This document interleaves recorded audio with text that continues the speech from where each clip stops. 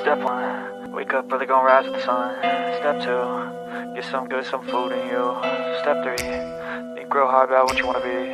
Step 4, everybody just do your thing. Wake up, today's gonna be a good day.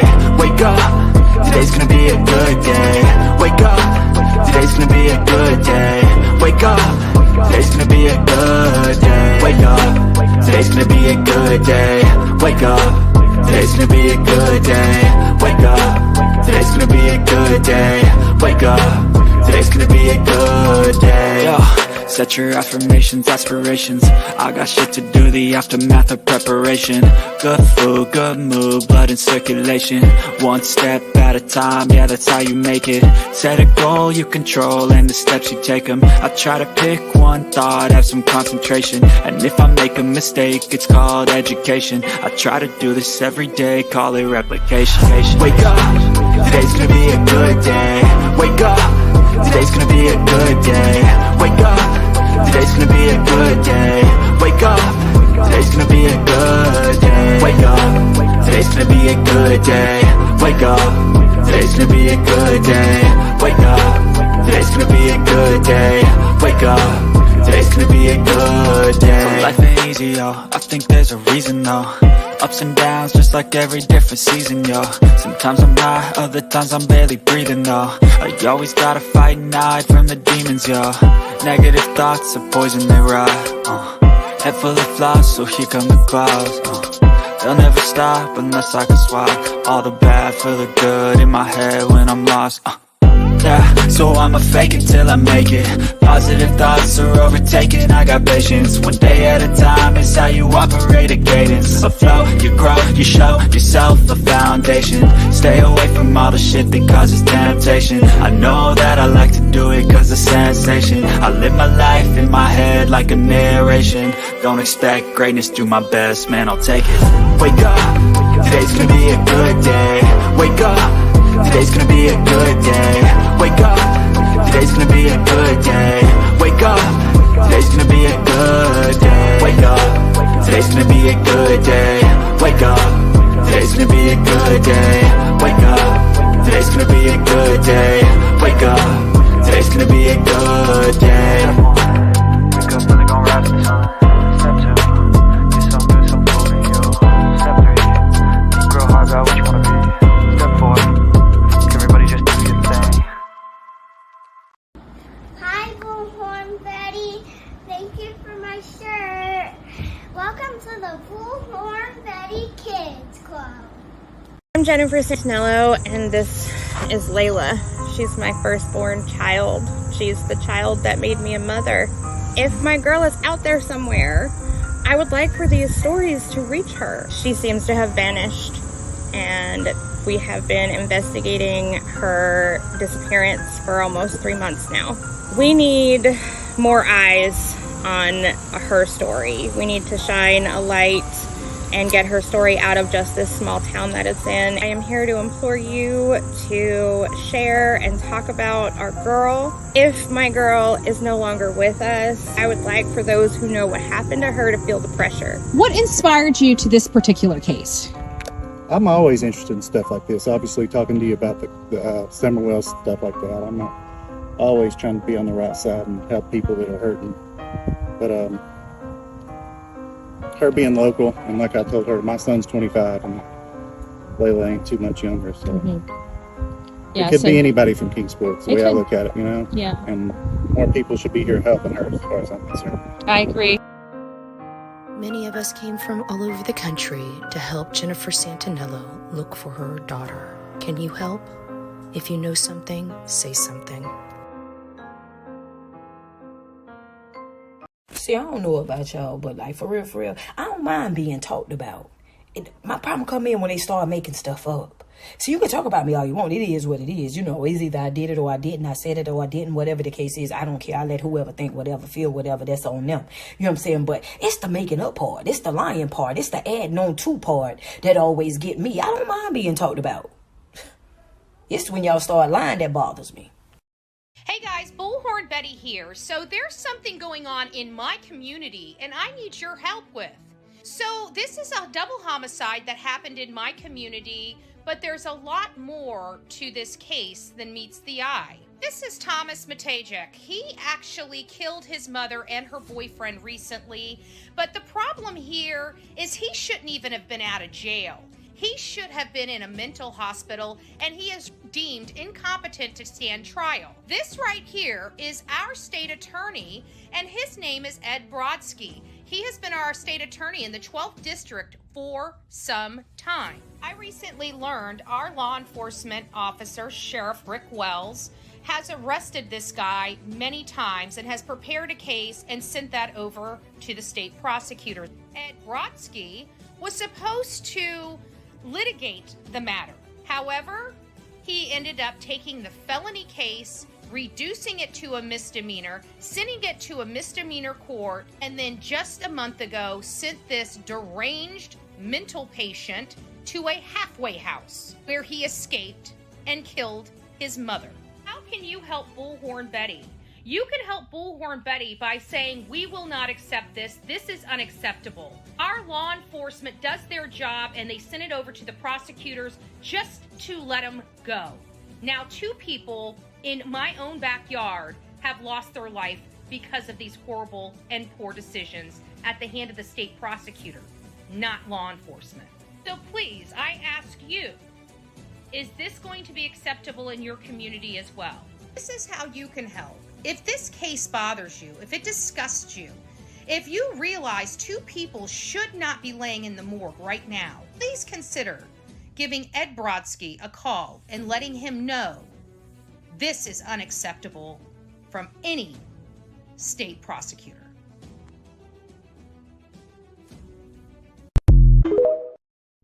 Welcome to the Bullhorn Betty Coffee Club. So apparently, if you treat people like they treat you, they get upset. Shocker.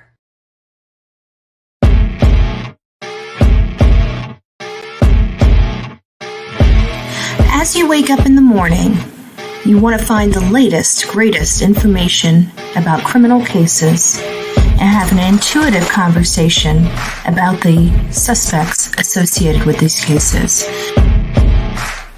Head over to the Bullhorn Betty channel on YouTube.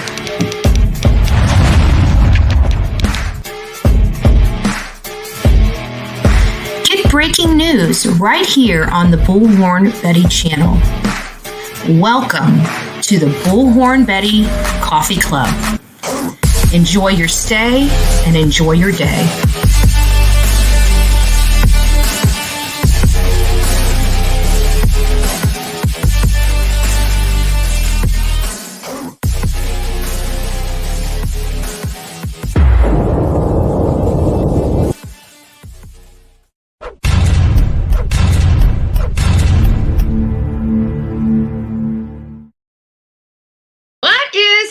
My beautiful people of YouTube, it's nice to see you. TGIF, you have survived. You have survived. We made it through another week. We are cranking the time down until Christmas. I don't know what's going on with my head and why I'm getting so many things. Let me just put this up. Maybe that'll help. Maybe looking like the Unabomber might help with the. We'll be the Unabomber today. I hope everybody's doing great this wonderful Friday. It's nice to see you, my beautiful Sonia. Nice to see you. Nice to see you, Guidance. Hey, Guidance. Good morning, love. So Lori Lowe is out of town. So if you want to, I don't know if you want to or not, I got to get a bunch of packages over to the church. I still got to reach out to the pastor, and we need to separate the gifts. I mean, the gifts are separated. I got Grayson's stuff, but we need to make sure that when we pack everything up, like Manatee County gifts for everybody versus Grayson gifts are separated so we don't get them confused. So if you want to come, I could use the help. Just thought I'd throw that out there. If not, I'll take care of it. It's no big deal. It's not the first time I've had to, set up cameras, pull into a parking lot and unload stuff, by myself. So we'll figure it out. We'll get it taken care of. I don't know why that's doing that, but it's doing it. It's driving me nuts. Who else do we have? It's me, Jen. It's me, Jen. I tell you what, Jen's got me addicted to this Keurig, and now I think I might have retired my coffee pot. I don't know. I don't know yet. I gotta tell you, it's so much more convenient. I gotta tell you. And if you guys want to buy Bullhorn Betty some coffee, I made sure I put my K-Cups on the wish list. I have disabled Grayson's wish list because we can't purchase anymore on there. I want to say we put 10 gift cards down. We weren't going to do gift cards for the mom, but we didn't know what she wanted. We didn't know what size she was. And we wanted her to do something nice for herself. We put $250 of cards on that list. And we were just hoping to have anything over $100. And I got to tell you, we got 5 of those cards. That's $125. So we actually exceeded our goal. We didn't get all of them, but hey, God is good, right? God is good. And this is what she needed. So we are so blessed and so thankful that not only are we able to get Grayson a lot of stuff from his wish list, but we were also able to provide her $125 for her to either do something nice for herself, buy groceries, put gas in the car, something. She's got something now in her pocket to help her. And that's just, just very sweet, melts my heart. So I just want to know, thank you for your participation and your generosity in Grayson's Christmas gift. And just a big shout out to my beautiful ladies in Manatee County that also got me a whole bunch of toys to take to the church for the kids at the church. So, or other underserved congregation there.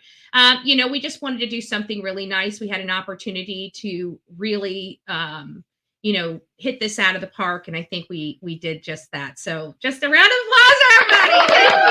Thank you. This boy's going to have an amazing Christmas. And I couldn't be happier. And shame on, I'm just going to put this out there. People say I need to leave it alone. No, I'm not going to leave it alone. Shame on the people that tried to destroy this for this 8-year-old child.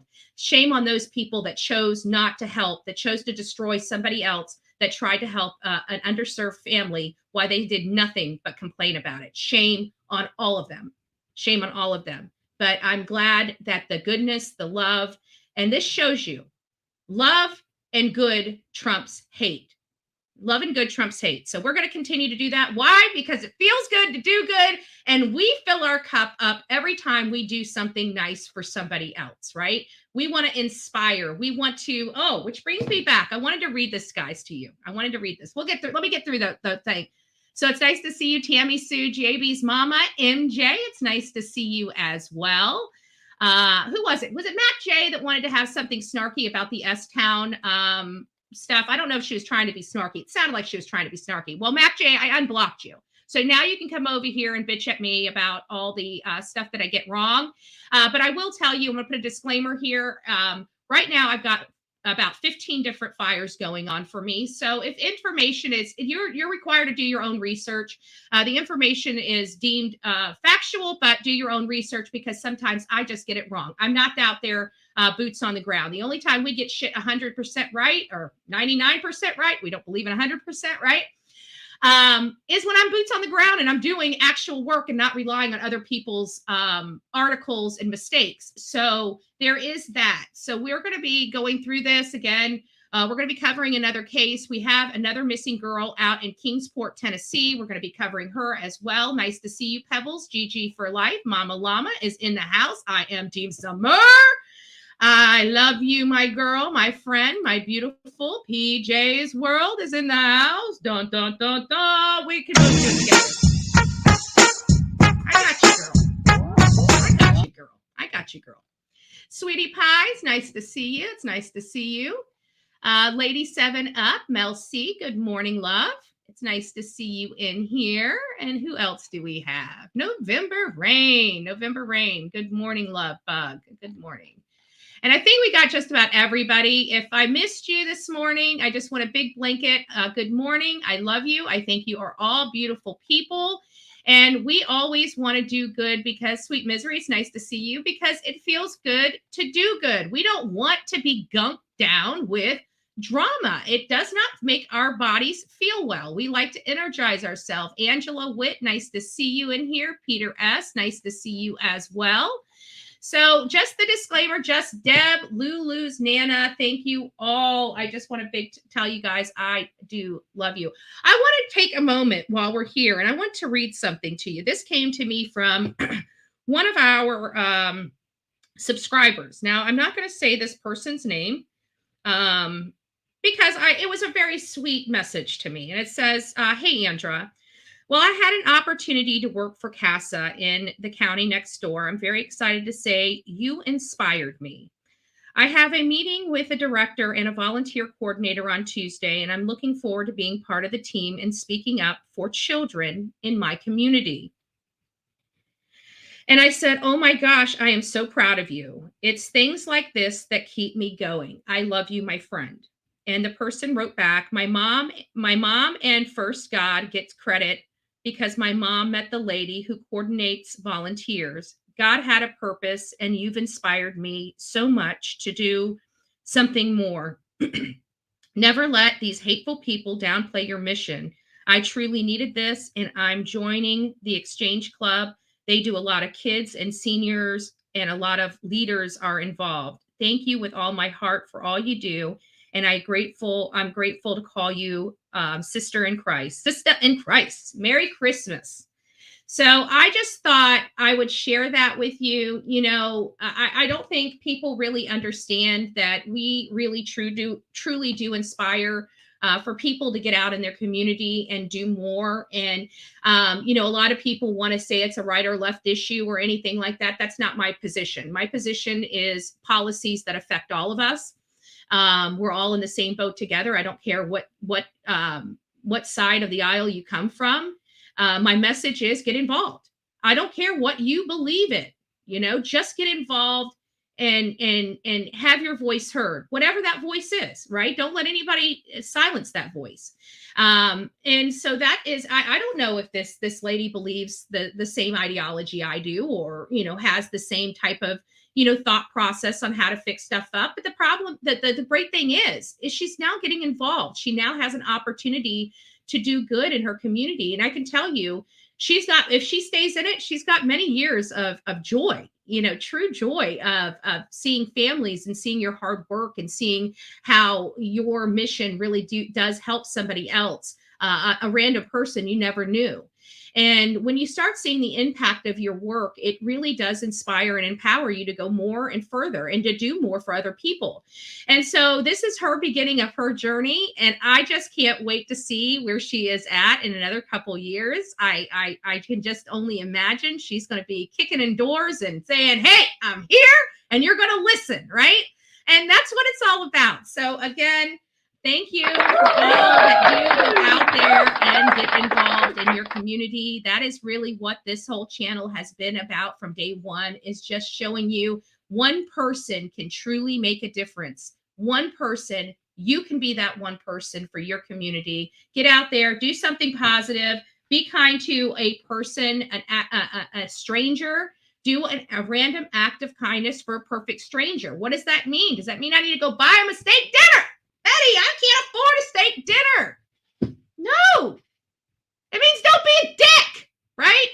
The only rule of the Bullhorn Betty chat, don't be a dick, right?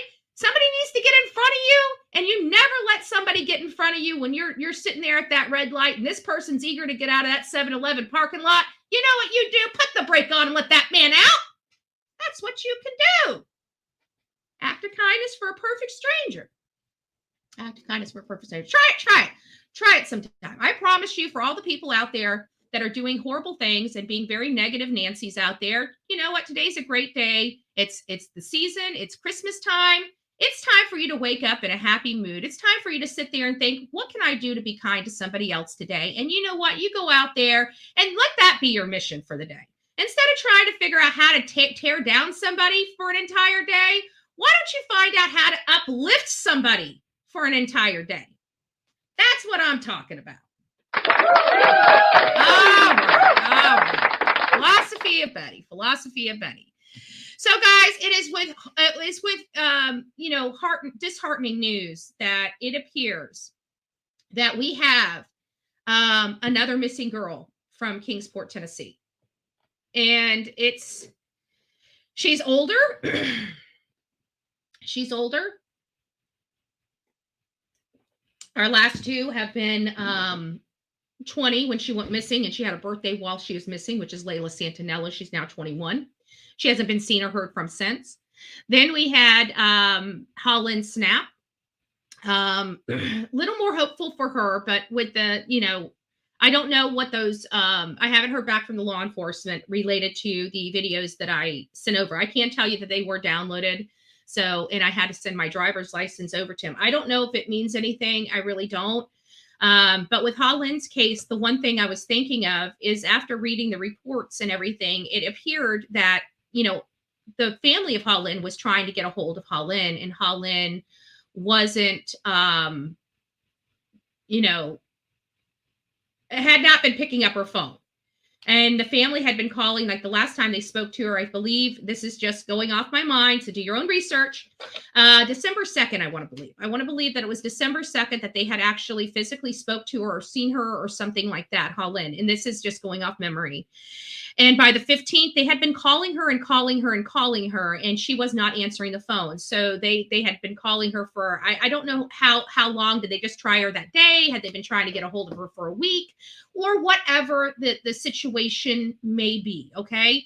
Either way, they were trying to call her, and she was not answering the phone. So on the 15th, excuse me, on October 15th, they decide to go and report her missing.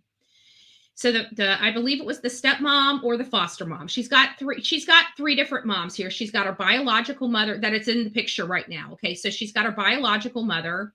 Then she has a foster mother. Foster mother is Leslie. And then she has her adoptive mother. So there's three moms that are really associated with this case. So you can imagine, at least we know that Holland was loved by a lot of beautiful ladies. Okay. Even her mother, despite whatever the situation that brought Holland to the foster care system and into the adoption system. Either way, how that ever happened, it doesn't matter at this point. That has nothing to do with the fact that Holland's dead. And I do not want to club this lady over the head about what happened in the childhood of Holland. At this point, we'll deal with that later. It has no significance in this particular matter at this time. And so she wasn't answering any phone calls. They call the law enforcement, and law enforcement goes out there that day and is able to determine that she was alive earlier that day. So that shows you right there that she had been avoiding her family or not answering her family or unable. It might not be that she did not want to talk to her family. There may be a situation where she couldn't. There's somebody controlling her. She is a very easily manipulated person. She's 19 years old. She's got, she doesn't process things the same way. And so we're dealing with a personality or an education level of somebody that's about 9 years old. So we're talking about a significantly underdeveloped mentality, okay, to say the least. She's tiny, she's girl-like, it is in all fairness a predator's dream. I hate being so callous about it, but that's really, that's really where my brain goes when I think of Holland. But she wasn't talking to her parents before she was deemed missing. So that's a key factor for me as well. And why I think that the people that were saying that they seen her may hold water. Now, does that mean that's the case? No. There's enough here that also indicates something much more nefarious, something more domestic violence related, something where she's not here. The one thing that's giving me hope on the Holland case is the fact that she wasn't answering her phone, even when we know she was alive. Okay. And the reason why I'm saying that is because there's a lot of people out there that believe that she's dead and is telling the entire family that she's gone, and they're looking for a recovered body. That's what some people are telling this family. On the other hand, I'm not there yet. Is that the case? It very well may find out, when we went into that neighborhood and our initial assessment may be spot on. Okay. Our initial assessment that she had a domestic violence related and was killed as a result of that domestic violence relation. That initial assessment may very well pan out. I'm just saying that when I got my boots on the ground, my assessment changed greatly. My assessment absolutely changed greatly because there was multiple people that said they saw her. A little thing that took the wind out of my sails a little bit was when I was speaking to Leslie, and she said that she heard there was another lady in the area that looks like Holland, but much taller, like a foot and a half taller than Holland. And so that's when it came back when I told you guys that I had not had an I just forgot it. I didn't even ask whether, what her height was to the people that I had asked. But either way, I sent the videos over. They have the people's faces that I was speaking to in those videos. Law enforcement can go speak to them directly. It's not for me to investigate the lead. I'm just out there searching for the person. And if I find out any information that might help locate the whereabouts of the person I'm searching for, I hand that information directly over to law enforcement and let them do their job. It is not for me to do that job. I know a lot of people say misinformation about this channel and what we do and how we cause problem in law enforcement. That's not absolutely untrue. It's just another lie peddled around about this channel. And as you know, we're going to be correcting a lot of those lies as we move on, because obviously there is lies coming from a very specific camp. And those lies has caused me some major problems. And when you look back on it, and as I explain, you'll start seeing in all these comments, well, guess what? That came from someone that I'm in lawsuit with. Every single comment is, well, that's where that came from. That's where that came from. That's where that came from. That's where that came from. So I find it awfully odd that all this problem and all this misinformation is being peddled from one very specific or two very specific channels that are coordinating with each other in a concerted action. So, and there are four, and I'm just going to throw this out there to everybody, and they can take it for what I can't, because I forget I'm being politically silenced. So there are a few things that I can't even say on this because of certain situations. So, though there is that. So I'll keep my mouth shut about that. But I will fight it in the court system, and it will be all unveiled through that process. I will tell you that what I'm finding out is a little more devious and twisted than I originally thought. You know what I truly think happened? And then I'm just going to throw this out there, and people can clip it and do whatever they want. I truly think that these two people wanted to push me over the edge so far that I did something public here on my channel.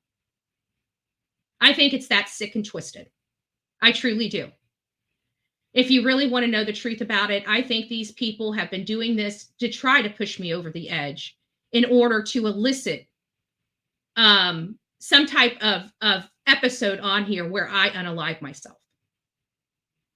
That's what I think that they've been trying to do. And that's why it's been so hard for the last 2 years, and why none of them will leave me alone, because they're waiting for that epic moment. And I find that totally disgusting and totally sick, and quite frankly, highly disturbing. That's what I think is going on here. If you want me to know about, if you want to know the truth about it. And I'm going to try to find information related to that. When I came out here, I was telling the truth. I believe that some certain person was playing both sides of the fence. I believe that this certain person is working with this group, the certain person that I can't, mention, of course, political pressure and all. So that's what I truly think is going on. So every time you guys listen to that, I want you to understand what you're truly supporting. I truly believe that that's what those two girls have been trying to do this entire time. And I've about had it. So if you want to know why we're in this suit and why you guys have been lied to and all this other stuff, I think you need to start asking some major questions, because I'm telling you, this is something that's very, very highly disturbing for me. But we have to look at the actions. Why so intense? Why for so long?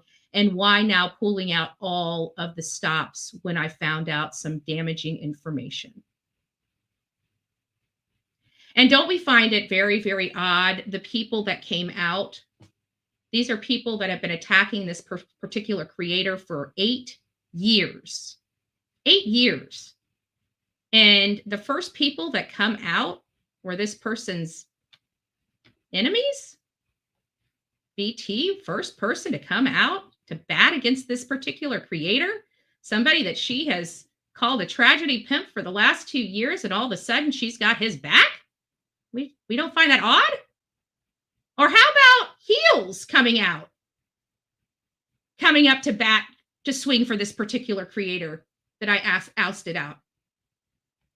She's been attacking this man for 8 years. And now all of a sudden she's buddy with him, but there's nothing going on behind the scenes. Okay. Okay. All right. Maybe it's just my sick brain. But that's what I truly think is going on here. So you guys can support that or you don't. But that's truly what I think is going on here. And I truly believe, and if you look at everything and why they kept pushing me and pushing me and pushing me, and they always kept saying, she's going to lose her mind, she's going to lose her mind, she's going to lose her mind. We've got that over and over again in all these videos. It makes you wonder, what were they really trying to do to me? What were they really trying to do? All right. Well, let's move on from there. Clip it, do whatever you need to do with it. I don't really care. I think there's some disturbing stuff going on here, and I'm going to get to the bottom of it. And this is why this type of campaign is so wrong, and why. And I'm going to say this again, and exactly why it is illegal in every single one of the United States of America. This is illegal conduct because of the result that it can elicit. And I think that that's what they were trying to do. Do I know that for a fact? No, I do not. That is absolutely 100% my opinion. My opinion. But there's something going on that I think we need to look at. And I think people need to start asking questions. So we have another girl. Her name's Shanae Lee. She's in Kingsport, Tennessee. She has been missing now for a few days. Why is this thing not? Okay, let's try this. I can't with this computer today. Like I don't know what's going on here. But I'm trying to get Shanae Lee, and apparently nothing is working on my end. I can't even make this thing smaller. It's not even refreshing. It's not even refreshing. Okay. Let me just pull it off.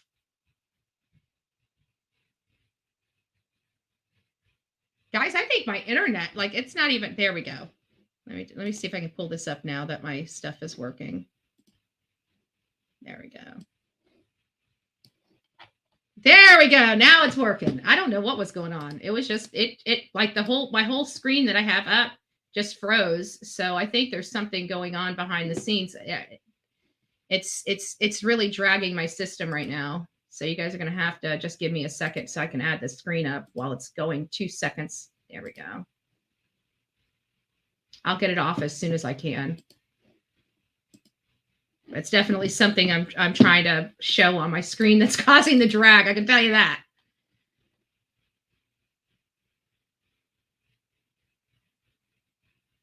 Okay. So this is the young woman. Her name's Shanae Lee. She's a little older than Holland or Layla, but you can tell that, she has a lifestyle. In the blurry photo that I'm looking at, I can tell there's a lifestyle here. I look at people, I judge people. Okay. Judge me. I don't care. Right. So just do it on your own channel, not on mine. My family over here don't want to hear your crap about me. Okay. I can promise you that, but you guys can keep it on your channel. Kingsport, Tennessee, another one missing. Okay. Another woman missing from Kingsport, Tennessee. Now this is 3 women in the matter of less than 6 months. 3 women in the matter of less than 6 months in the Kingsport area have officially disappeared. This is a small community, a very small community. And, having this many women, this community is rocked with drugs. Okay. A lot of this stuff is going to be drug related. The girls that we're covering are most likely going to be addicted to some type of substance. It doesn't mean that their life doesn't matter. It doesn't mean that we shouldn't be fighting to find out the answers to them. It just means that we have an entirely sick community. The young folks in that community are very ill. And I have to be honest with you, Kingsport needs a lot of resources. They need a lot of resources. They need public-private partnerships out there for drug addiction services. We need to get stuff together. We need to have this stuff go out. And I need my national partners to start talking about this. This Kingsport, Tennessee has 3 missing women in it. It seems like somebody's targeting women that are on substances. If you're asking me, this is what I'm feeling. I mean, these girls are very thin, very petite. It sounds like these are all about, like, this one here is 5. So she's a little bit taller. She's 5 feet 8 inches. She's 140 pounds. The other ones were respectively 410 and 90 and 115 pounds. But she looked good for her age. And she, for 5'8", 140 pounds, she was very slender. Okay. She was very slender. I'm 5'1", and I'm 140 pounds. So I'm fairly, I'm not the thinnest person in the world. I'm healthy, but her at 5'8" would have been very slender because she's 7 inches taller, 6 inches taller, and that would be stretched out over 6 inches. So it's much thinner. I don't want to make that leap, but I gotta say, it feels like there's something going on in the Kingsport, Tennessee area. And I think we need to start looking at other options and avenues as well. Do I believe that these cases are connected? It doesn't feel like Holland or Layla's case is connected to me.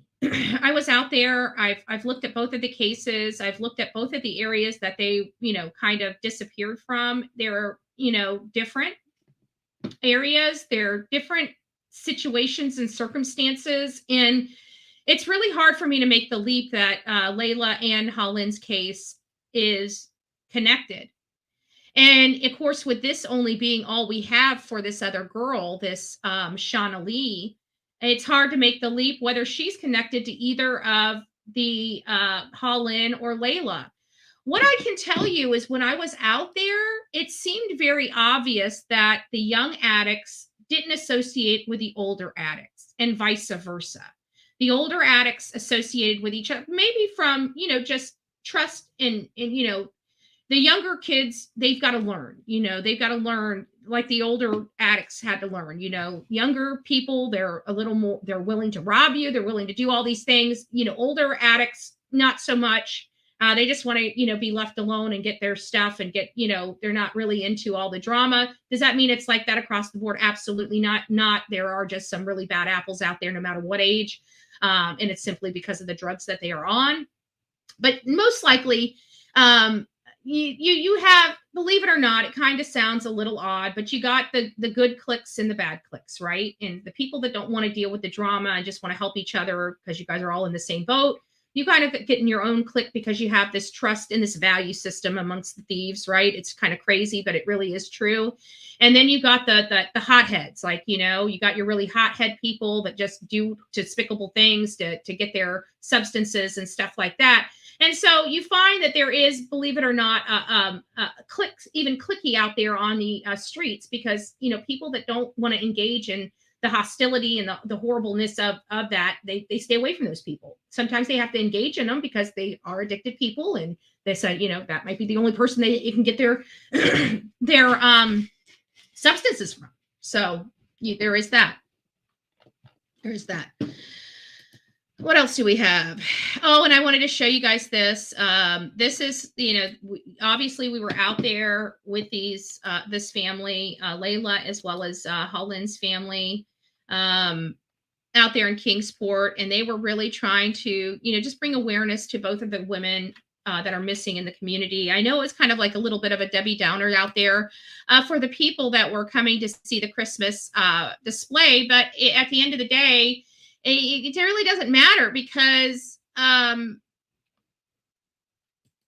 we needed to get the message out. And I think that's what they had to do. They had to weigh, this is the biggest event that they had. It was pouring down rain, folks. Like, it was literally pouring down rain at the parade.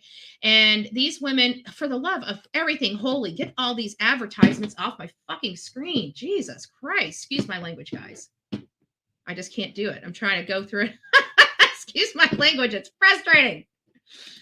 Like, I know these publications need freaking advertisement and ad revenue, but to jam up their whole entire, like, who would read this shit? Like who is going to read this when you can't even, you can't, like, it's jamming up everything because you got 18 million advertisements. You guys complain about me for throwing 3 videos of advertisements in my live, and meanwhile, we're jammed up here, can't even run a story because they got freaking 15. This is our new case, guys. This is a sad one. I think we're going to have a little commercial because I can tell you that this channel Prime time on TBD just got upgraded, and nothing is off limits. It's so funny. Everybody likes up in arms about me saying a cuss word, and it's like every single channel I come on here, like, I think I'm the only channel that doesn't cuss. Like, we're tracking breaking news into the WatchFox Content Center in Aiken County. Authorities trying to find 2 people who have This is the original. Take a good look at your screen right now. 34-year-old Gabriel Harmon and 30-year-old Jamilla Smith. That's the couple that investigators are looking for. They say family last heard from them on Saturday. They say both. So this, I wanted to bring you guys back to the beginning. This is one of the first airings of them looking. She was kidnapped. She was with him.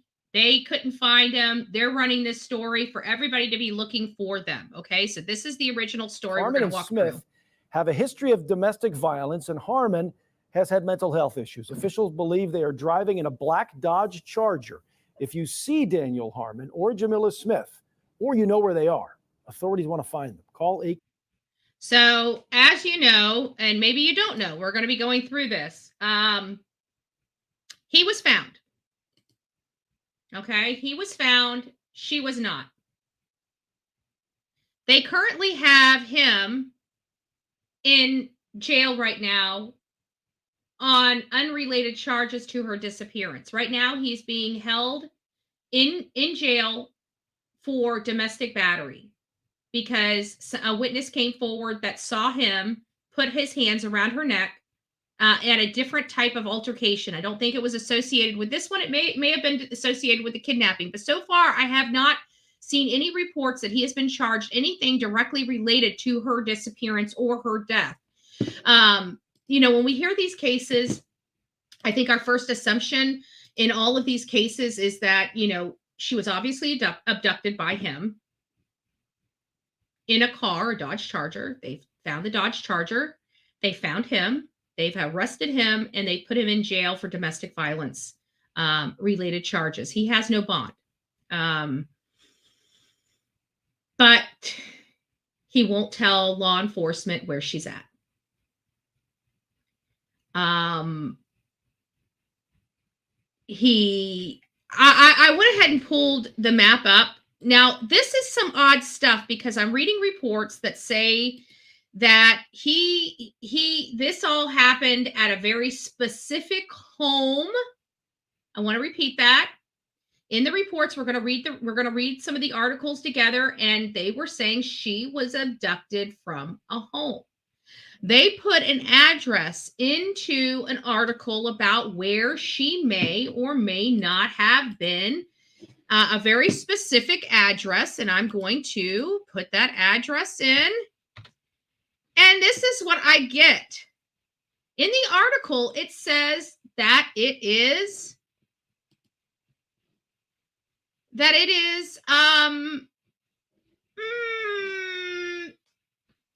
a home.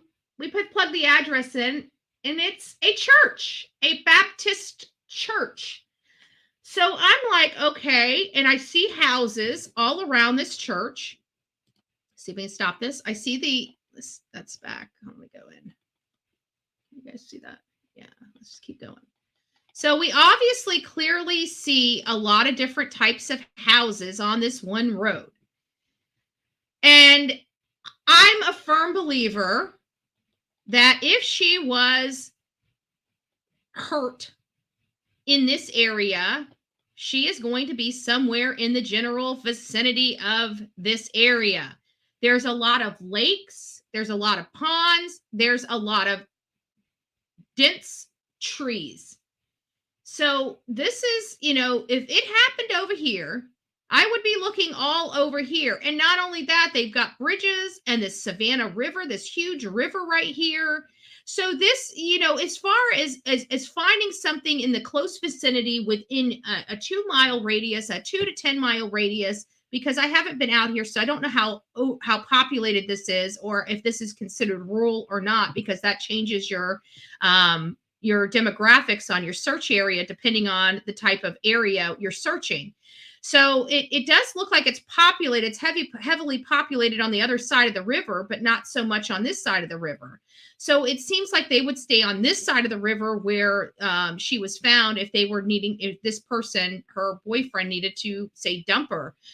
When we hear that she was abducted by a very specific person, and that specific person has been found and they're unwilling to cooperate or tell you where that they took that person, it is perceived, and I'm just letting you guys know, it is perceived that she is most likely deceased. Okay. Does that mean that she's deceased? No, it doesn't. It just means that there's a very, very high probability.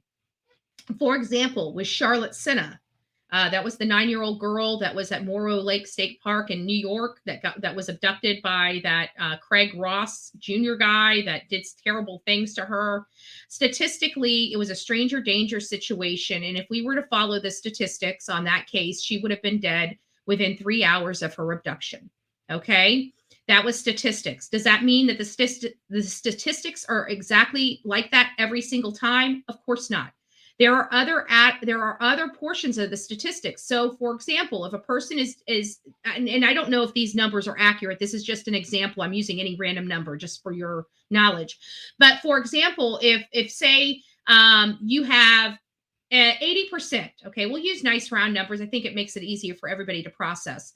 So say 80% of the time somebody is abducted by a stranger danger. Look at rumor mill. Okay, hold on a second. We're going to need to do something more than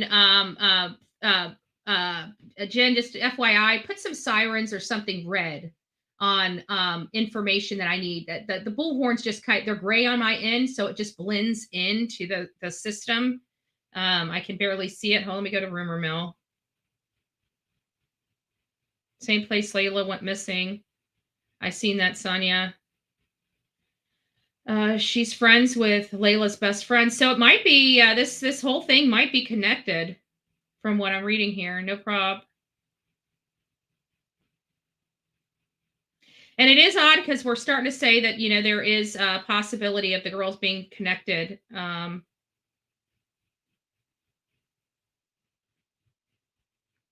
So it is possible. It sounds like this might be a friend of the missing woman not acting normal. Last seen. Let's read what this says. Missing Kingsport woman was not acting normal when last seen. Kingsport Police Department is asking for the public's help finding a woman last seen on October 6th. According to KPD, Brenda Sorrell was last seen driving her vehicle in Lynn Gardens. Now, we were on Lynn Gardens a lot. I got to tell you, that's where a lot, like all of these cases, from Layla Santanello to Holland and now to this Brenda Sorrell was I've been on Lynn Garden quite a bit. And it says near Weststone Drive, which we've been there too. Her vehicle was described by police as a light cream colored 2008 Cadillac SCTS sedan, which is this right here. Oops, sorry. Let me take this background off. It's driving me nuts. I can't do what I need to do with the background. I'm showing you stuff on here. There we go. So that type of car right there. The KPD stated in a release that Sorrell was not acting normal when she was last seen. Sorrell's described as a 58-year-old white woman, brown hair, brown eyes. She is roughly 5 feet 2 inches tall, weighs 170 pounds. So we even have another woman missing, because this is different than the woman that I just brought up, which her name is. So now we have, this was from October 6th, Brenda Sorrell that's missing out there. And we have a 33-year-old named Shauna Lee. So we have Shauna Lee, we have Layla Santanello, Holland Snap, we have now a Brenda Sorrell and a Shauna Lee. Now, Brenda Sorrell, I gotta say, I'm still reading through here, but I don't know if this is gonna be connected, because this looks like somebody that might have had a mental break, as opposed to, and that's what she looks like right there. So it seems like she had a mental break, as that there are 4 missing. I think I did read that about the woman above, Sorrell, that she's been missing since October. So now we have June 27th. We have a October 6th, and October 15th, and when did this one go missing?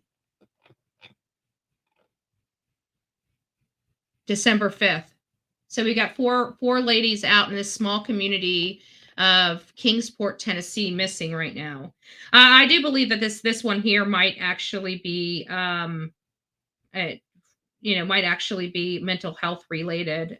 The other 3 seem to be substance abuse related, or not related to substance abuse, but girls that had, those types of issues, as opposed to mental health. I mean, mental health, I will be honest with you, drug addiction and mental health in many respects go to hand in hand. They really do. They go hand in hand in many respects.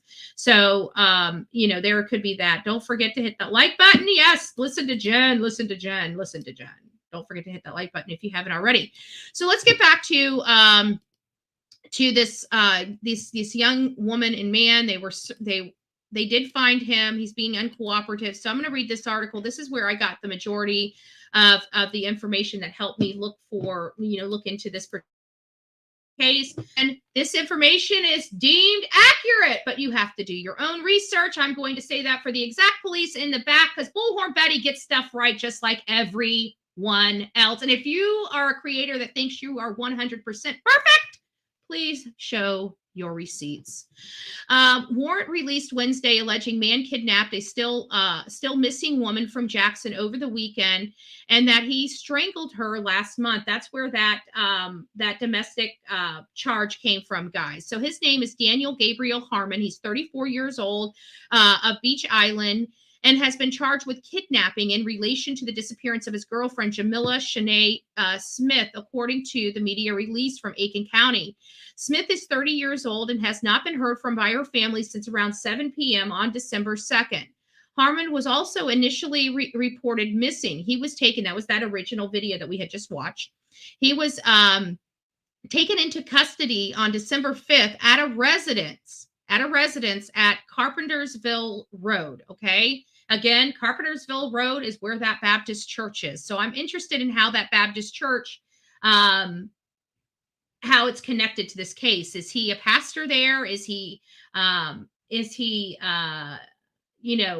congregation member? What is this church? Because usually if there is a church property that has homes on it, you're still affiliated with a church. So I'm very curious how this church plays into all of this. If it does, if it even plays into all of this.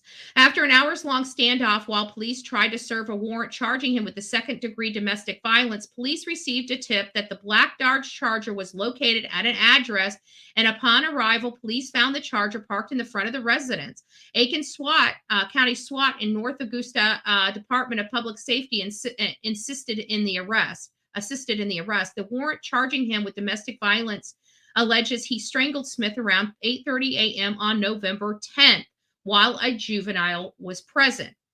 Harmon was treated at an area hospital and was taken to Aiken County Detention Center. Harmon is listed as an inmate at the jail and he has no bond. Police said Smith is still missing and is described as a black female who is 5'3" and 107 pounds and has black hair and brown eyes. We have committed all available resources into finding Jamilla. Captain Eric, can't pronounce his last name, but it looks like Abdullah, with the Aiken County Sheriff's Office. It's our greatest hope that we can obtain any information that will lead to her location. And as you see, lead to her location. They're not saying being found alive or anything. I think everybody at this point is expecting a recovery when it comes to Jamilla. As sad as that is, does that make it so? No, she could very well be healthy and alive somewhere out there in, but I can just tell you what the sentiments are, not the actual facts, because we don't know the actual facts right now, because we only have the information that is being shared with us from law enforcement. I can tell you that I'm very familiar with how law enforcement speaks, how they make their press release, how many hands those press releases go in. So they're as factual as possible, but they use a lot of word salad to help manipulate our way of thinking. It is just part of the process. It's how it works. I know that because I've seen it. I deal with it. I'm in politics. And that's what they have. And when you read certain factors, maybe it sounds very straightforward to people, but I read things a lot different. And I'm reading in this article and the statements that law enforcement is making, even though other people aren't reading it that way, I am reading that she is deceased and they are looking for her body. Now, again, that is my interpretation of what I'm reading based upon my experiences. Everybody else has different experiences and different ways of thinking. Therefore, they may be getting something totally different out of these things. For me, in my mind, my channel, my thought process, my opinion is that she's dead and they are looking to recover her somewhere. So here's some information from the Post and Courier that I thought would be interesting for my audience here. And it's to shed some light on the Jamilla case. We're just trying to find any information, any scintilla of possibility of other information. And there just really isn't a whole lot here that is really providing us a whole lot of answers when it comes to her case. It's just, I don't know why we can't. I mean, maybe it's because he's in jail. And because he's in jail, they're not rushing to get this through. They're now starting to slow down and realizing, look, we got the bad guy behind bars. Let's slow down, be very methodical, take our time, and dot every I and cross every T and turn over every stone. Right now, I hear that there is active searches going on to locate Jamilla as we speak. As we speak. I just want to know where this man was. Where, if we can find anybody that has any information where Jamilla was abducted from, and we know where he was found at, we can map that and find and look at possible locations that would be conducive for what he needs to do. We deal with this a lot. Is she in a container? Is she just? I don't even know if he had time to dig. You know what I'm saying? So we need to look at all these factors, but we need to know where she was abducted from. I haven't received a report where she was abducted from. We only find out where she's at or where he's at when he got arrested, which is over there at that Carpenterville property. So the incident report warrants a lengthy criminal record, sheds light on missing person case of Jamilla. Daniel Gabriel Harmon, 34, of Beech Creek, is charged with the kidnapping. I think this is the one that we are just read. Maybe it is the one we just read. Yeah, that is the original one that was in that article. So here we go.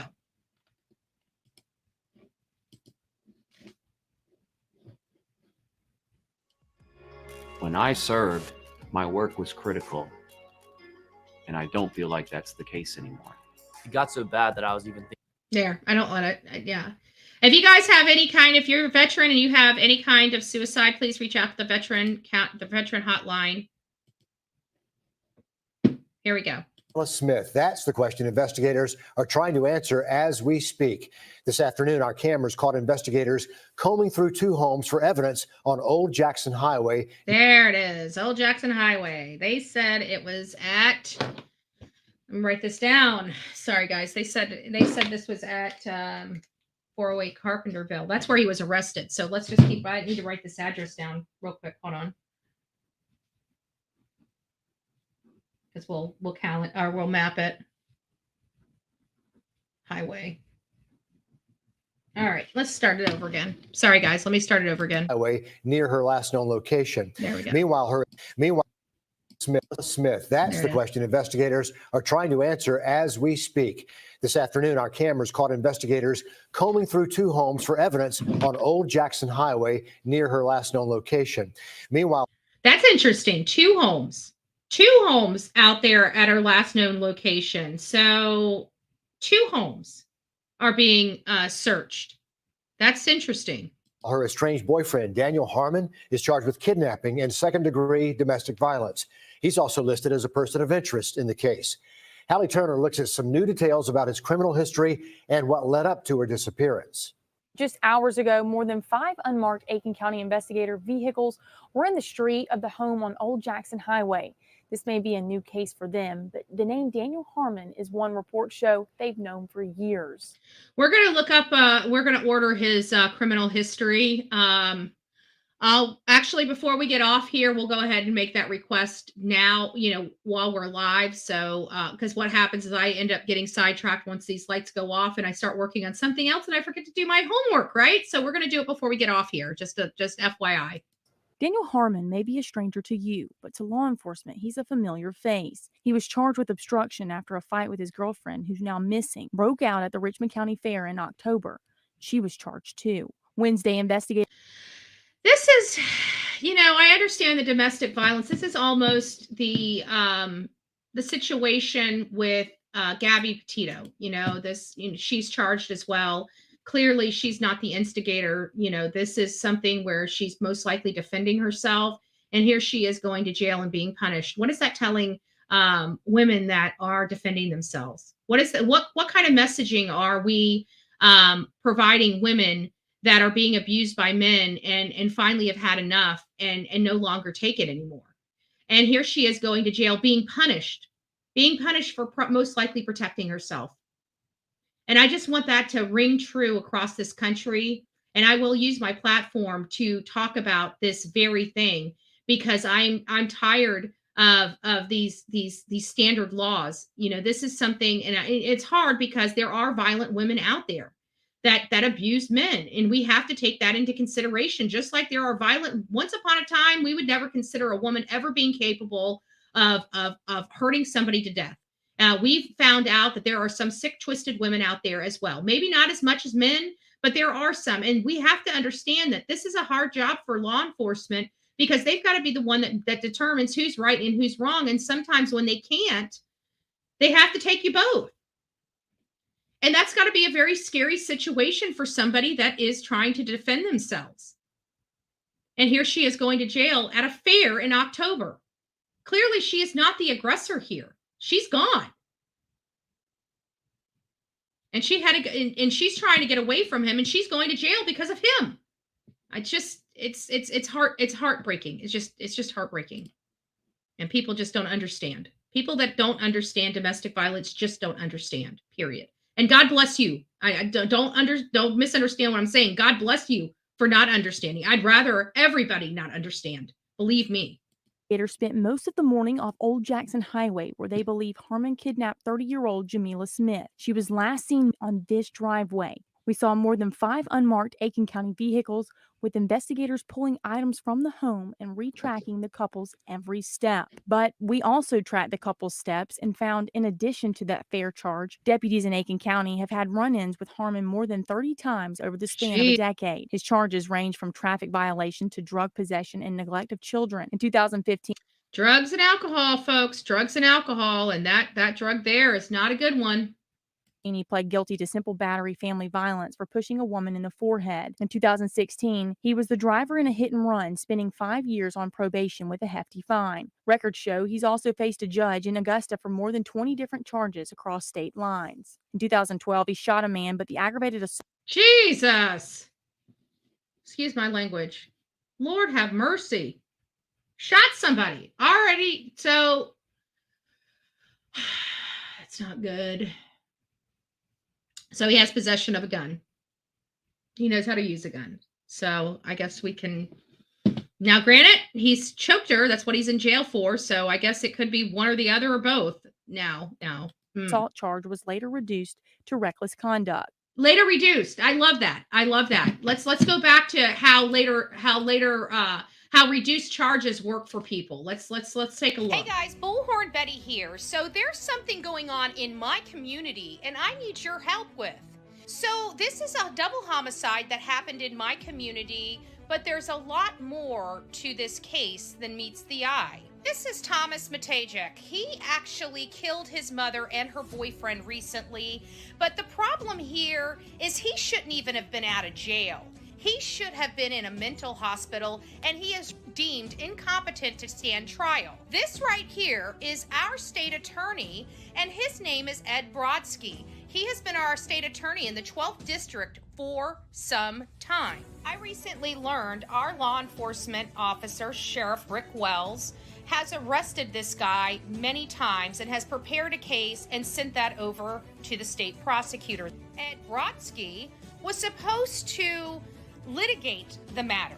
However, he ended up taking the felony case, reducing it to a misdemeanor, sending it to a misdemeanor court, and then just a month ago sent this deranged mental patient to a halfway house where he escaped and killed his mother.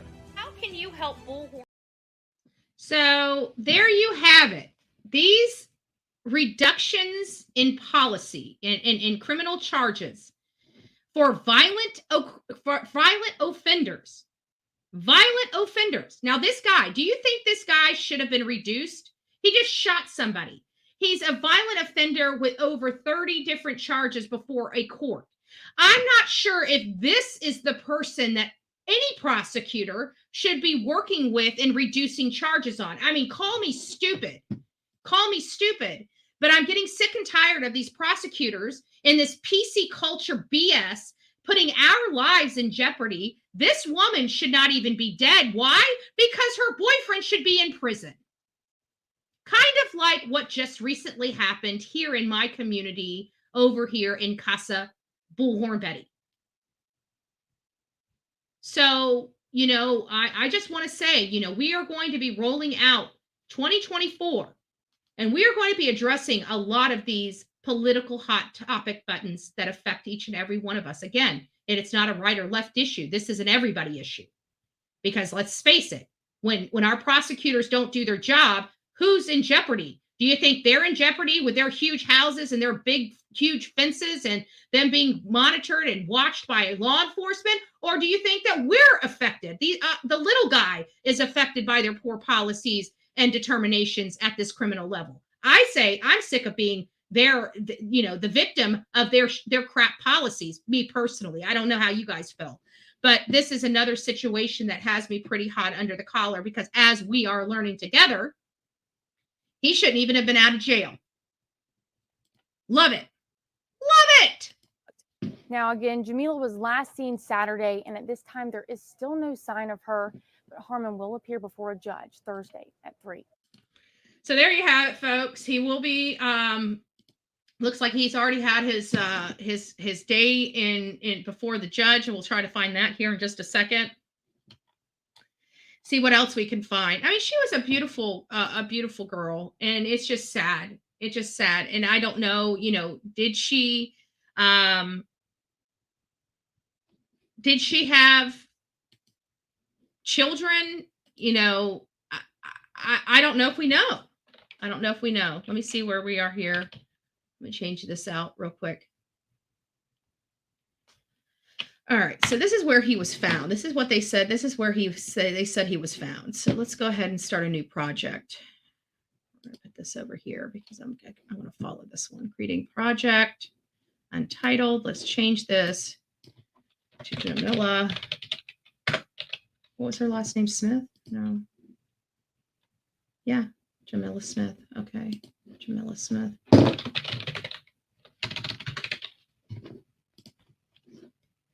Okay, so that was one. Let me put the other address in here and see how far away it was.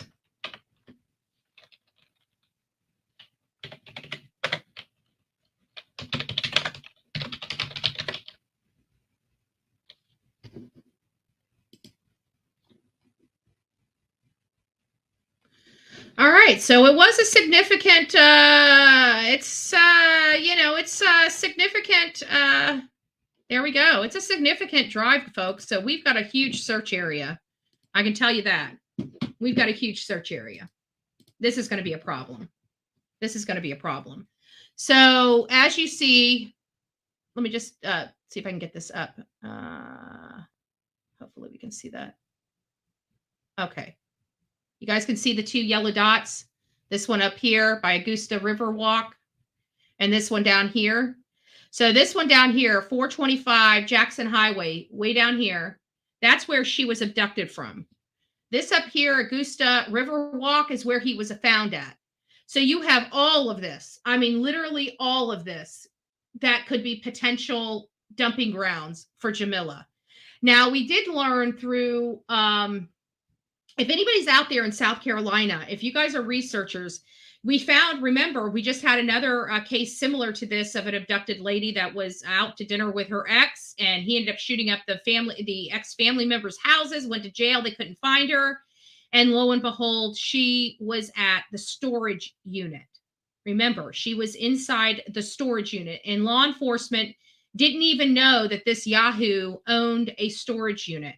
So maybe if we have some people out in South Carolina in this particular area, Jackson area, as well as Aiken County area, maybe you guys could start reaching out to these. His name is, get his name again. His name is Daniel Harmon. Daniel Harmon. And if you guys are, maybe start doing some legwork, start reaching out to some storage units in and around these areas, in between these areas. Just start reaching out maybe to businesses and stuff like that, asking them if they have any account, or just letting them know that there has been a murder or disappearance, a missing girl in their area. And if they have any name, that might be just, instead of asking them questions, maybe just say, hey, my name is so-and-so. I'm calling because we have a missing person in your area. And if you have anybody that has rented a storage unit from you by the name of so-and-so, please reach out to law enforcement. We can do some things without disrupting. I don't want 1,000 people calling, obviously. We just need 1 or 2 people creating a list and executing that list, going through and just making sure that these businesses are aware that we do have a missing woman in the area, and we are looking for anything related to her whereabouts.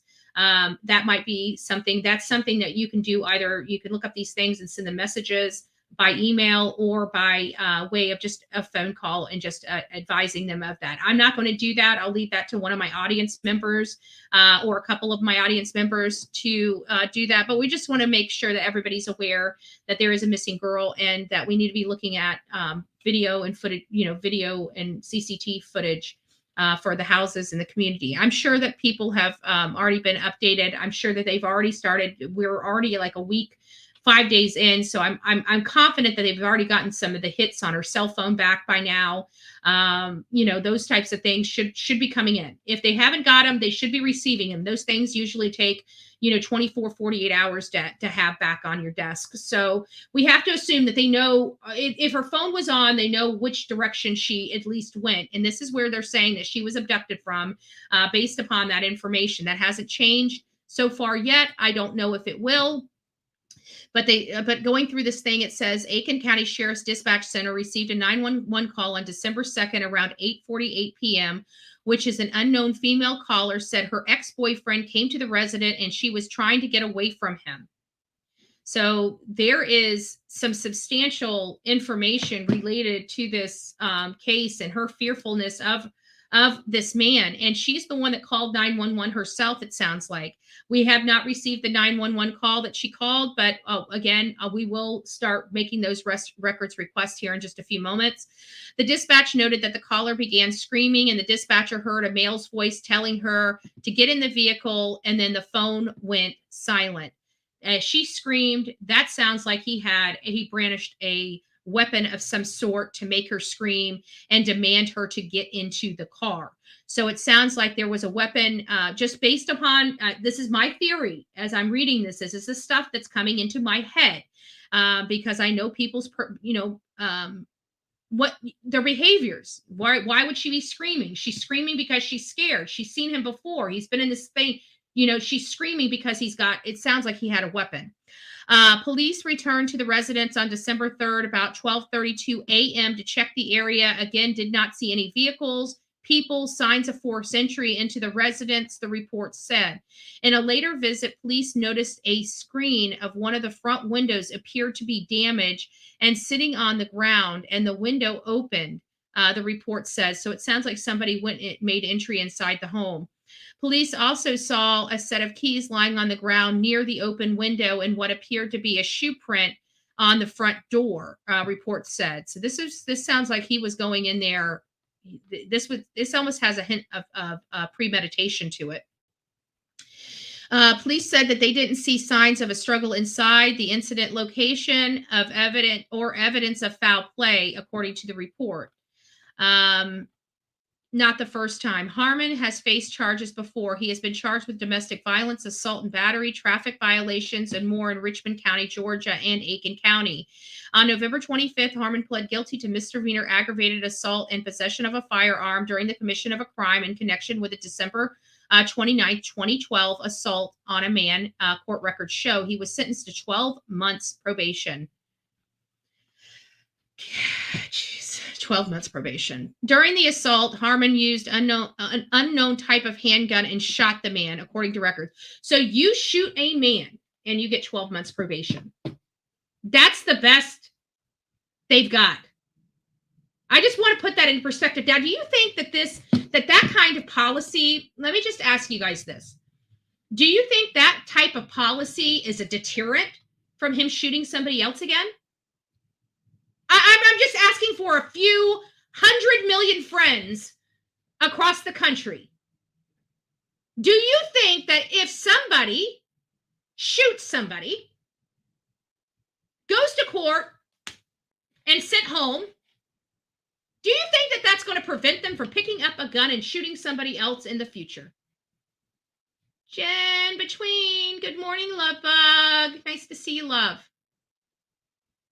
I mean, seriously, this man just shot somebody and he gets 12 months probation. How are men violent drug offenders in prison and this guy isn't? Exactly.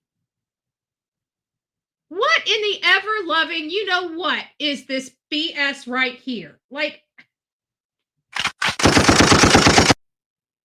line him up, baby.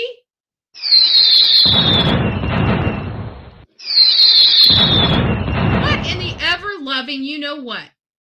Listen to this. On July, now that's a 2012. Now 2012, he would have just been out of prison, because I think when you shoot somebody, that's a violent offender. I'm sorry, 10 years. I don't mind double digits for violent offenders. You guys know my stance. I do not like double digits for nonviolent offenders, especially if it's their first crime. I think everybody has a right to have a slap on the wrist for the crime if it's their first crime and it's nonviolent. I don't believe in double digit sentences for your first time to jail. I'm sorry. There's something about me, and it has to do with the fact that you just ruined that person's life and they have no choice but to be a criminal from that point forward. That's why I don't like it. That's why I don't like it. It's why I don't like it. Nonviolent offenders, we need to be educating, and we need to be showing them a different way of life so they're no longer, they don't become a violent offender. There's just a host of this. I'm not going to go down my diatribe of this, but at the end of the day, this is a violent offender. He should have been in jail. He should have been in jail. He would have been out, because he would have been getting out in 2022 or 2023. Because remember, this happened in 2012. And if this happened in 2012, it takes 1 to 2 years to come to trial. So he would have probably still have been in jail if he got a 10-year sentence for that shooting in say 2013 or 2014. He would still be in jail on that sentence right now. This case still would have never happened if the prosecutors would have prosecuted the case like they were supposed to, and they did not. And he's out, and he was able to kill. And even before that, now we have the shooting in 2012, right? So he got a free pass. He should have learned his lesson. He got a free pass. He got 12 months probation for shooting someone, right? So he's already got his free pass. Did that stop him? Did he learn his lesson? Do you think that a guy that shoots somebody and gets 12 months probation learned their lesson? You think that was a deterrent? Well, in 2016, Harmon pleads guilty for simple battery, a misdemeanor. Granted, it's just a misdemeanor, but he shouldn't even have been out of jail to commit that misdemeanor, and especially assaulting someone else. And he had to pay a $410 fine related to the 2015 incident where he grabbed the throat of a female. Do we see a pattern here? Do we see a pattern? And struck her in the head with a closed fist twice. So this guy really obviously has some mommy issues. He's going to have some men issues now. He's not going to have any more women issues, right? I hope Damien's prepared for this, right? Your women issues are over, dude. Enjoy Bubba. That guy there comes with a whole host of problems there, buddy. On the same day, Harmon pleaded guilty to the same charges in connection with the 215. He was in an incident where he pushed a female in her forehead. Still, all these passes, these free passes he's getting from the courtesy of the state of South Carolina, right? For the courtesy of South Carolina, he's just getting slaps on the hand. I'm just curious, South Carolina, do you believe that women should be beaten in your state? Politicians of South Carolina, this is Bullhorn Betty. I got a lot of questions. Do you think that I deserve to be assaulted by a man in your state? I'm curious. Do you? South Carolina? Because it seems to me you guys don't really have a tough stance on dudes hurting women. Because it seems like in your state you encourage it. How do I get the encouragement? Maybe the slap on the frickin' hand for every time he puts his hands on a woman. He was charged. He went to court. They took it to court. I can't. July 5th, 2016, Harmon was sentenced to enroll in drug counseling program within 10 days of his release, submit to random drug screenings, and enroll in risk reduction program within 120 days. Let me tell you, all of these feel-good policies that our politicians put together, oh, let's go to this drug count, they don't fucking work. Excuse me, pastors. Sometimes I got to get a little abrasive. They don't work. Idiots. These policies do not work. Let me say it again. They do not work. All it is to get their psychologist money. And I will say that from the rooftops because I know the process and I know it does not work. Violent offenders, jail. Nonviolent offenders, work rehab, teach them new life skills, and get them being productive members of society. It's a pretty simple concept if our politicians would pull their heads out of their freaking asses.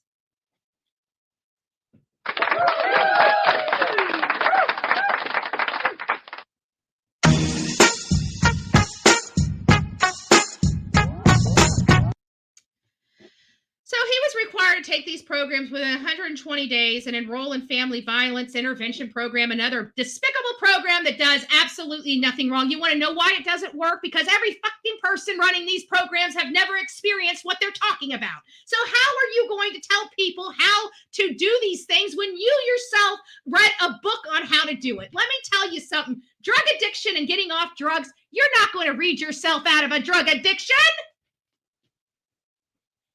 You're not going to read yourself out of violence.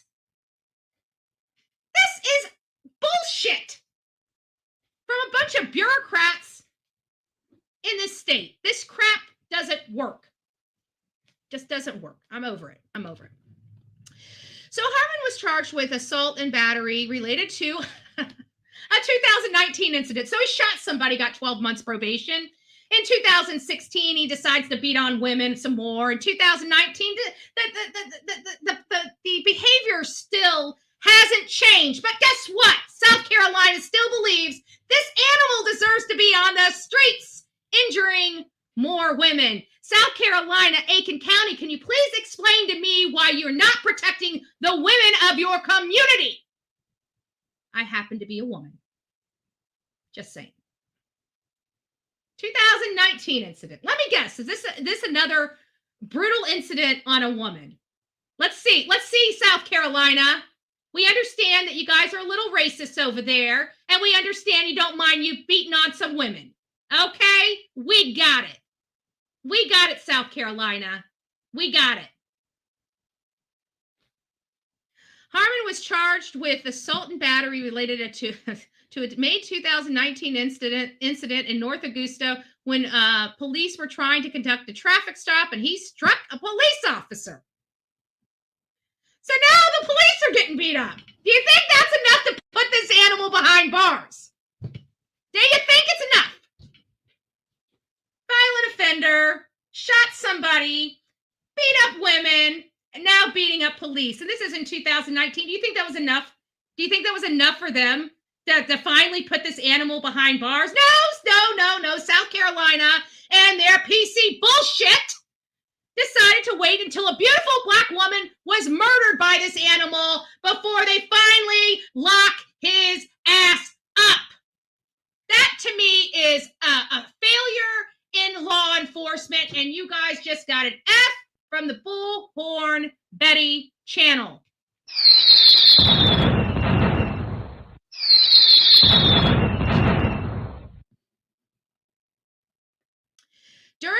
During the stop, police observed a smell of marijuana coming from the vehicle. So even when this guy is supposed to be chill and mellow, he's thinking about how he's going to beat up his next woman. Yeah, I just feel like hitting a hoe. Slap a bitch. Let's go slap a bitch. Really? This guy should never have been out. Should never have been out. So while police were trying to detain Harmon, he swung his arm and struck the officer in the right cheek with his elbow. Imagine that. Harmon was able to get into his car and drive. Oh, so he decided to flee too. Was that enough to put him in jail?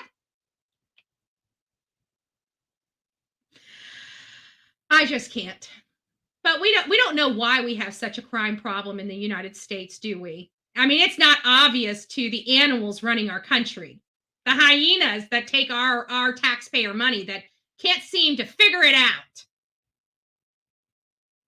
So Harmon was able to get in his car and drive west toward Old Edgefield Highway and then Martin Road, reports said. Harmon continued in Martin Road and US 1 and turned right at the light, turned his lights on the vehicle, the report said. The pursuit continued to Broad Street in Augusta, and Richmond County Sheriff updated the situation in the report. Harmon was charged with failure to stop for blue lights, a third-degree assault and battery, and driving left of corner, no headlights, the report said. Do you think that was enough to put this man behind bars in South Carolina? Do you?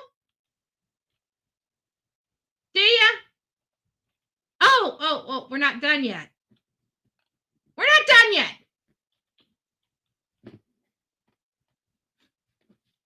This girl should not have been dead.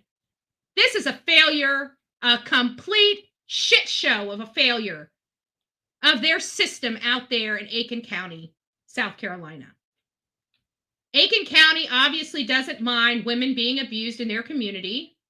They don't mind people being shot in their community. Now, I don't know if that was that in that might have been in another community. Let's see here. Where was the 2016 incident? Hold on a second. Or 2012 incident. Hold on.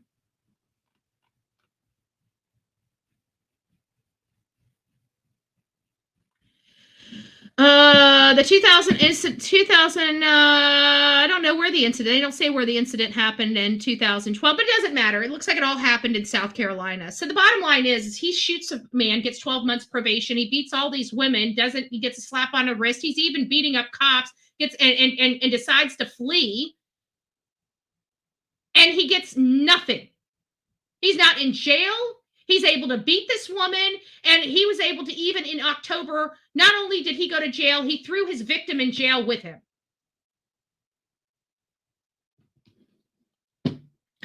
What did you say? Can I get a swear fund for BHB? I get hot under the collar about some of these cases. This is one of those cases that inspire a lot of frustration in me. I gotta say, I mean, to read this article and hear just, look, when you go into court and you have the prosecution and the defense, you all have the same record. Okay, when you go in there, the state has your record. They have everything you've done, whether you've been charged with it or not. They literally have every single report on you in a file. I don't know how a prosecutor's office can justify these types of negotiations. I am so sick of every time we have situations like this, we punish the assailant, which we should. But why aren't we equally punishing the people that are creating these problems, which are our politicians, our judges, our prosecutors? Why aren't we holding them accountable for these poor decisions that cause people to lose their life? Because they're responsible. It's not just the criminal's responsibility. We're paying billions of dollars every year across this country so we can be safe and house violent criminals. And what our government is doing is housing political prisoners while they have violent prisoners running our streets and being let loose from our jails. I have a problem with that. This beautiful woman, Jamilla, should be alive right now if it wasn't for the poor decisions of her state and her state prosecutors. He should have been in jail a long time ago. He should right now be serving a 15-year sentence from everything or more from everything I have just read. This man should not be walking the streets of South Carolina and shouldn't have been walking the streets of South Carolina for what I can see at least a decade. At least a decade. This is a total failure of our criminal justice system. Right here. This case. Total failure. Total failure. So now you guys got updated on that. We're going to, let me go see if I can, jeez. He should have been in jail. I hope the politicians in South Carolina understand this is their victim right here. This is their victim. This is not just his victim. This is their victim. I want people in South Carolina and the prosecutors that you have, I want you to see your victim. Look at her.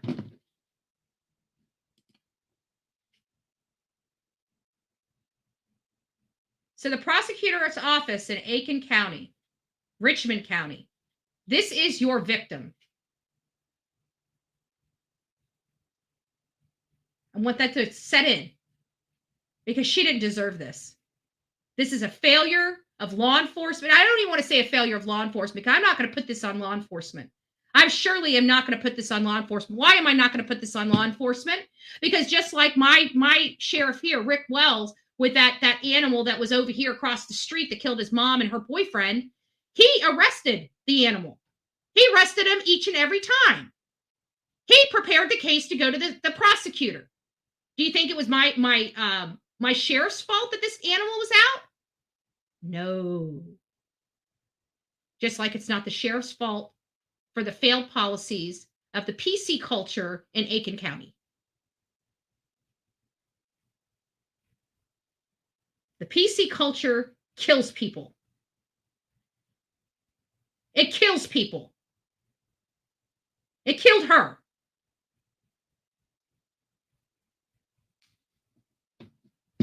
It killed her. All right, guys, that's all I have for right now. We'll be back later tonight. Let me just make sure I don't have anything else that I wanted to discuss with you. We've obviously got a lot of killings going on throughout across this country. It's not going to get better in the foreseeable future as we roll into Christmas. Pay close attention to missing kids this time of year, guys. We know that it happens. We know that families destruct this time of year, especially financially, drug addicted, all these types of things. So if you guys have a missing child in your community, a missing person in your community, something that doesn't smell right, doesn't look right, and something is seriously going on, please consider submitting a tip to bullhornbetty@gmail.com. Again, that's bullhornbetty@gmail.com. I want to thank each and every one of you that chose to come out and enjoy the last hour and a half with Bullhorn Betty. Again, this case gets me hot under the collar because this is why we do the work that we do. It's finding these issues right here where we have a person that should have been in prison years and years and years ago that has caused all this destruction even after he was supposed to be in prison. And the system failed. And because the system failed, years later, a person loses their life from the failures of our systems.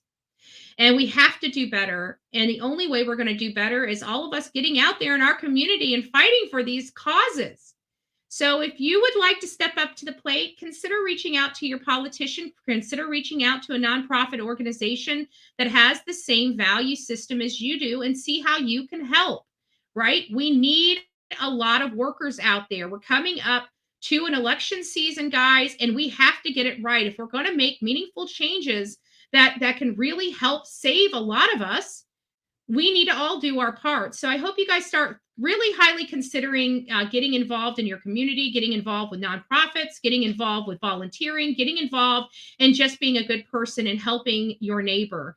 That's really what we inspire around here. We hope you guys continue to do it. It is a mission of mine. You know, I started out in 2018 wanting to find ways to empower women to use their voice because I felt in the 2016 elections that we were kind of silenced. A lot of us were silenced. A lot of horrible female voices were being amplified while my voice was being silenced. So I started the process way back when of finding ways to inspire women to get involved and to use their big, beautiful voices and fight for what they believe in. And that was doing really well. And I was able to set up a lot of small groups across this country in many states. Through our help, you know, coordinating with the people and telling them how to set it all up. And so we were able, it was a beautiful process throughout 2019 and into 2021 when I kind of separated and came into true crime. And I realized that there were so many issues that I wasn't even paying attention to when I was in the political side of it that really affect us even more. And it's our safety and the things related to our safety. So that's kind of where, you know, we did true crime, but it's never, if you guys go back, at first it was fun. It was new. You know, we did a lot of crazy stuff at the beginning, but then, you know, you find you get your steady footing and you start realizing, you know, you can really do a lot more with this platform. Where would you like it to go? What are the issues that we're facing with the stuff that we're talking about? And I think that a lot of these things, you know, in my belief, I truly believe that we all want certain things. We all want safe places to live. We want good jobs. We want, you know, affordable housing. We want to be able to have the American dream. And so that's something we all strive to have. That is our unity. That is our unity. That's where we start putting our foundation together as a unified front for these policies, right? It's not a right or left issue. It's not a wedge issue. These are things that we all need. And that's where we're going to be putting all of our focus in on this channel and some of the policies that we deal with. It's going to be related to what we all need, not one side or the other. And right now we are in true crime and we see the failures of our systems, right? Our jail systems, we see our sentencing issues, we see our criminal process issues. And that's kind of where I think that we need to be generating, you know, and of course our children, you know, the problems with the Department of Children and Family Services not updating their interstate policy since 1969. That to me is a failure of the system. That to me is telling me that our federal government doesn't give a shit about our children. Because you can update policies on foreign policies on almost a weekly basis, but let it come to our children, and our children haven't been touched since 1969, and people don't see my frustration. I went to CPAC and was basically told that we have spy balloons from my own people that I support, that we have spy balloons in the air. We've got, you know, Russian, you know, submarines off the state of Florida, and the last of our concerns is a bunch of these kids. As disheartening as that is, that's basically, I mean, I'm paraphrasing. They didn't say it. They're not a Bullhorn Betty. They didn't say it that abrasive like they're politicians. So they say it very kindly, right? They tell you to fuck you nicely, right? So that's kind of where we're at with that. And so I'm like, okay, there's no point in arguing with it. I get their point. So what's the path forward? That's always my thing. If anybody deals with me under a stressful situation, it's like, okay, this is not gonna, we're not even gonna argue about this. We're not gonna argue about this. We're not gonna cry about this. This is out. Let's move forward. What's next? And so I'm one of those people that says, what's the path forward? I don't ever complain about what the position I'm in, especially if I'm stuck. It's always, okay, we're here. How do we move there? And so that's when I ask them those questions. I'm not going to argue with them and say that they're pieces of garbage because they're worrying about everybody's health instead of just the children's health. So I understood their position, but what's the path forward? And I told you when I came back here, we need 34 to 35 states to get on board with changing this system. So they're going to make us, if we're going to get this system changed with our children, we're going to have to do a lot of legwork, period. I got to tell you, my legs are short. I get around with these short legs, but it's not enough. It just isn't. So if we're going to make meaningful changes for our children, we need to make meaningful changes for our children. That means that you're going to actually have to get your feet dirty and get into your meetings, and let's start advocating and let's start messaging across this country. But we need an army. We need an army for our children. Bullhorn Betty can't do it alone. I know there's not enough people out there right now helping. We can make change. So if you guys wonder why I'm so adamant about inspiring and hearing about people moving on and actually getting involved, it's because we need you. We absolutely need you. If you can do it, if you're able to do it, please. I don't care what side of the aisle you're on. I could care less. You can be a Democrat. You can be an independent. You can be pink with green polka dots. I don't care. What I care about is that we're all fighting for the same thing, and that's our children. And you know what? If I can get in front of my Republican people for our children, you can get in front of your Democrat people for our children. Now, guess what we have? We have a bipartisan policy team, right? There's nothing more impactful when you're going to legislation than to say that we're all on board with this policy. It's pretty hard for them to say no when we say we got the right, we got the left, we got the middle, we got the green and pink polka dots all on the same messaging. This is something we can get through. That's how it works. And that's why I never discriminate on what side of the aisle you're on, because we can all work together and we can all put an end to a lot of the stuff that we're seeing. It just takes us. It takes us being powerful, being bold, being beautiful, and knowing how to use our mouth. So God bless each and every one of you guys. Get on this team. We are going to be rocking it out. I'm telling you, we need change. We need change. We're going to take this platform. We're going to cover true crime, and we're going to start figuring out what policies we can start arguing in our legislation so we don't have to keep covering these crimes, right? I would prefer talking about cooking. I would prefer talking about organization. I would prefer talking about woodworking or working on an antique car or doing something like that. I would love to be talking about a million things. Trust me, murdered people, missing people, and somebody hurting our babies is not something that I wake up every day to jump out of my skin and say, hey, I'm here. I'm ready to talk about this. No, I'm here and I'm ready to solve this. I'm ready to solve this. I'm not ready to talk about it. I'm ready to put it into it. I'm ready to put it into it. Will we ever be successful? Of course not. Why? Because we're not perfect.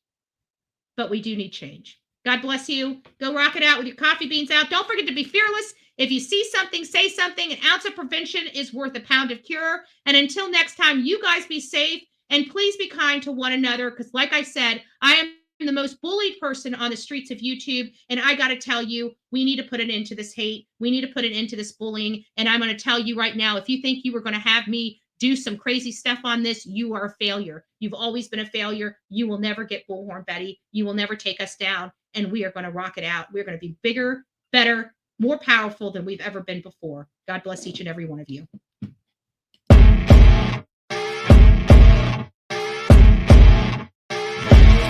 As you wake up in the morning, you want to find the latest, greatest information about criminal cases and have an intuitive conversation about the suspects associated with these cases.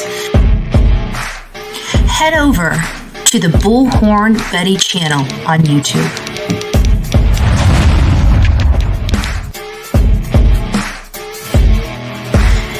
breaking news right here on the Bullhorn Betty channel. Welcome to the Bullhorn Betty Coffee Club. Enjoy your stay and enjoy your day.